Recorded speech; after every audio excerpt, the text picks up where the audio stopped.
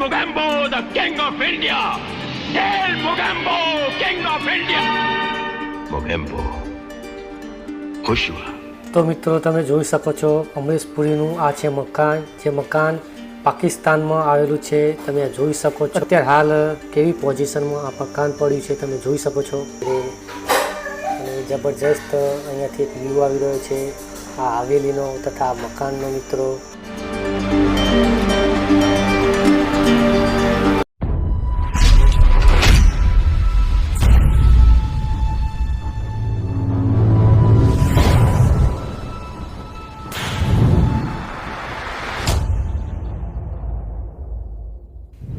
Hello દોસ્તો, કે ચેલેન્જરમાં તમારું સ્વાગત કરે છે તમારો ભાઈ કુણાલ. દોસ્તો એક નવો વિડીયો લઈને ફરીથી તમારી પાસે હું પહોંચી ગયો છું. તો મિત્રો આજના વિડીયોમાં એવા વ્યક્તિનું જે પાકિસ્તાનમાં ઘર આવેલું છે તે જોવાના છે, જેઓ દમદાર અવાજના માલિક, બોલિવૂડ ફિલ્મોના જબરજસ્ત એક્ટર, ફિલ્મી જગતના ખલનાયકોના ખલનાયક. औरत मरे हुए वापस कहां से आएंगे?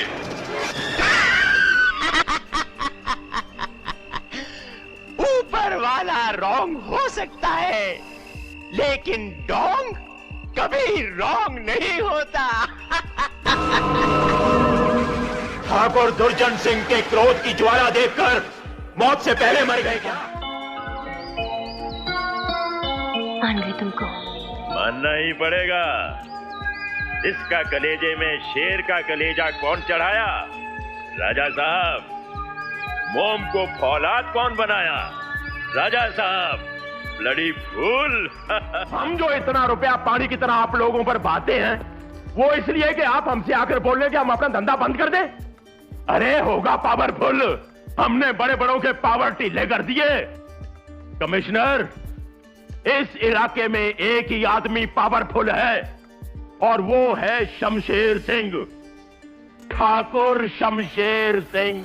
તો મિત્રો તમે જોઈ શકો છો બોલિવૂડ ફિલ્મોના ખલનાયકોના ખલનાયક એટલે કે અમરીશ પુરીજીનું જે પાકિસ્તાનમાં મકાન આવેલું છે તે આ મકાન તમે જોઈ શકો છો. તો મિત્રો એ પણ આપણે જાણી લઈએ કે પાકિસ્તાનમાં કયા જિલ્લામાં મકાન આવેલું છે, કયા તાલુકામાં મકાન આવેલું છે. પાકિસ્તાનના ગુજરાનવાલા જિલ્લાના તહેસીલ તાલુકાનું ગડતાલ કરીને ગામ છે, જ્યાં ગાડી અમરીશ પુરીનું આ મકાન આવેલું છે.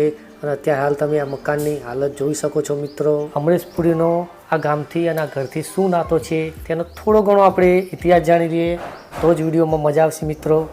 તો મિત્રો પાકિસ્તાનનું આ જે ગડતાલ ગામ છે તે અમરીશ પુરીનું મૂળ વતન છે, તેમના પૂર્વજોનું આ ગામ છે. તથા આપણે જે આ ઘર નિહાળી રહ્યા છીએ તે તેઓનું ઘર છે મિત્રો, તેમના પૂર્વજોનું અમરીશ પુરીનું. અમરીશ પુરીજીના મોટા ભાઈ એવા મદન પુરીજીનો જન્મ આ ઘરે જ થયો હતો, આ ગામમાં જ થયો હતો. ત્યારબાદ અમરીશ પુરીજીના પિતા લાલા નિહાળચંદ અને માતા વેદ કૌર ભારત અને પાકિસ્તાનના જ્યારે ભાગલા પણ નહોતા પડ્યા તેના પહેલાં જ બિઝનેસ તથા અન્ય કારણોના કારણે ભારતના પંજાબમાં આવીને તેઓ વસ્યા. નવા શહેર કરીને એક શહેર છે, જિલ્લો છે, જેઓ અત્યારે હાલમાં ભગતસિંહ નામે તે શહેરનું નામ પાડ્યું છે. અને તે જ શહેરમાં 22 જૂન 1932માં અમરીશ પુરીજીનો જન્મ તે શહેરમાં થયો હતો મિત્રો.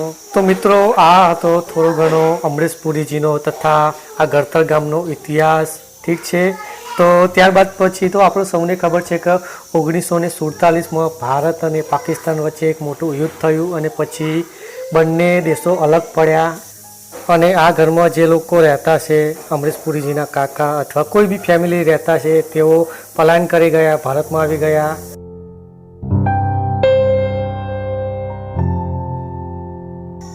તો મારા વાલા મિત્રો, આવો ચલો બોલિવૂડના ખલનાયકોના ખલનાયક એટલે કે ये हंगामे,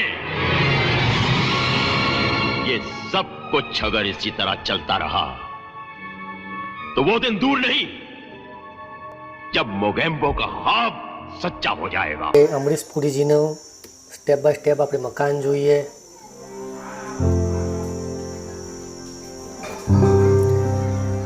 તો મિત્રો તે હાલ તમે જોઈ શકો છો આ કેટલું ખંડેર હાલતમાં પડ્યું છે મકાનો.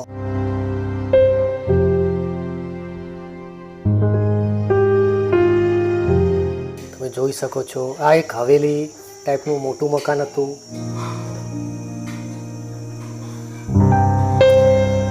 અને પહેલાંના જમાનામાં તો હવેલી ટાઈપના જ મકાન બનાવતા હતા.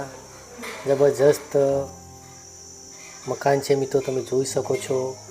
અમરીશ પુરીનું તથા તેમના પૂર્વજોનું આ મકાન છે મિત્રો, તમે જોઈ શકો છો. આ પાકિસ્તાનમાં આગરથલ ગામમાં મિત્રો, અહીંયા તમે જોઈ શકો છો.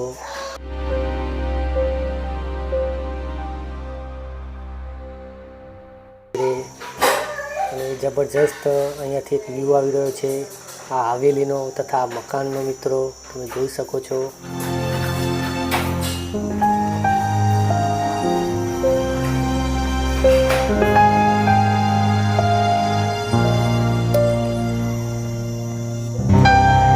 તો મિત્રો, આજના વિડીયોમાં બોલિવૂડના ખલનાયકોના ખલનાયક એટલે કે અમરીશ પુરીજીનું જે વડવાઓનું મકાન આવેલું છે પાકિસ્તાનમાં, તે મકાન જોયું.